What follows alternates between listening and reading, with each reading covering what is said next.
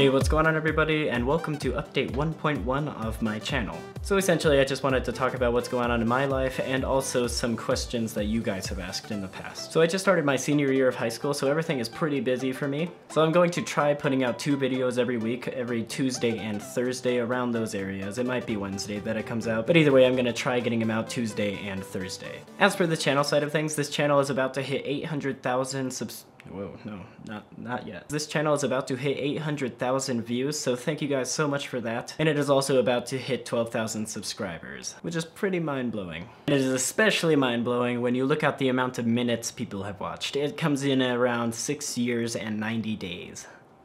Wow. So yeah, I just can't thank you guys enough. And now for some frequently asked questions. What are your thoughts on Swift 2.0? So I actually haven't been playing around with Swift 2.0 too much, but from what I've seen, it's not that big of a change, but there are a few things such as tries and checks where you need to kind of get used to it.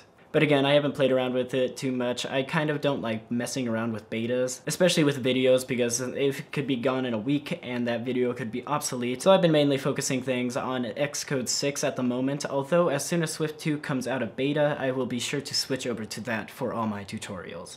Would you ever consider making vlogs? Now it's funny that you actually ask this, because me and my brother actually just started up this second channel. So this is going to be basically a channel where we're going to talk about our own personal interests and things that are going on in our lives. I upload every Saturday and my brother will upload every Wednesday. We already have like 5 videos on there, so be sure to check it out. And basically this channel was created so I don't have to post personal videos on this channel, because I know a lot of you guys just want the programming tutorials, and I'm gonna keep my personal things on the other channel.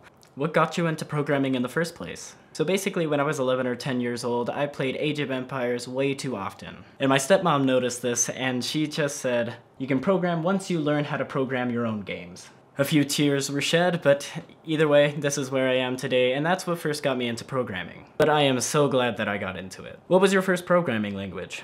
So my first programming language was C++, and the reason I started with that was actually my dad kind of knew a little bit of C++, so he kind of taught me a little bit about it. And then about a year later, we needed to upgrade our computer very badly, so we got a MacBook Pro 2012 edition, and while we were buying it, some guy just mentioned, hey, there's this free software called Xcode. So I went and checked it out, and then I started getting into Objective-C. So then I did Objective-C for about 3 years, and then Swift came out, so I automatically jumped on the train for that.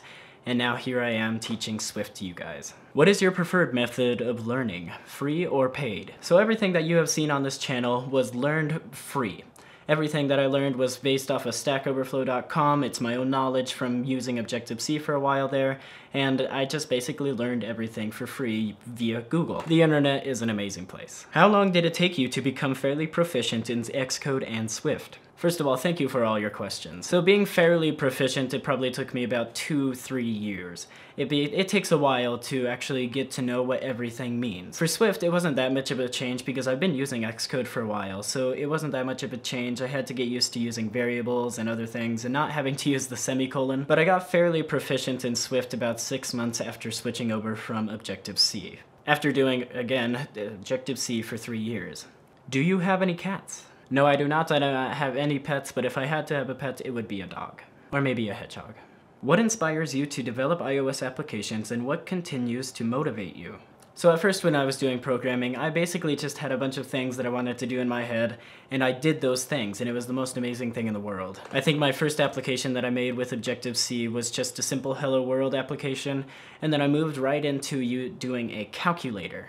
Now this is key, because when you're doing programming, you want to focus on little projects. Because if you do big projects, I mean, that's really great to do big projects, but if you just focus on doing big projects at the start of your programming, it's automatically going to be boring to you, and you will not like doing it. So find these little projects that will motivate you, find tutorials online and other things like that. And what motivates me? Basically, you guys motivate me right now, mainly for the reason that I do a lot of the things I do in programming for you guys. I have to get these 2 videos out every week, and I have to find new, cool things to show you guys. So yeah, that's kind of what motivates me. So yeah, that's pretty much what's going on in my life, and also that is some frequently asked questions. If you want to submit questions for the next time I do this update, be sure to leave that down in the comment section down below. Also, be sure to check out that second channel that I talked about with me and my brother. It's gonna be a fun ride. Anyway, I will see you in the next one.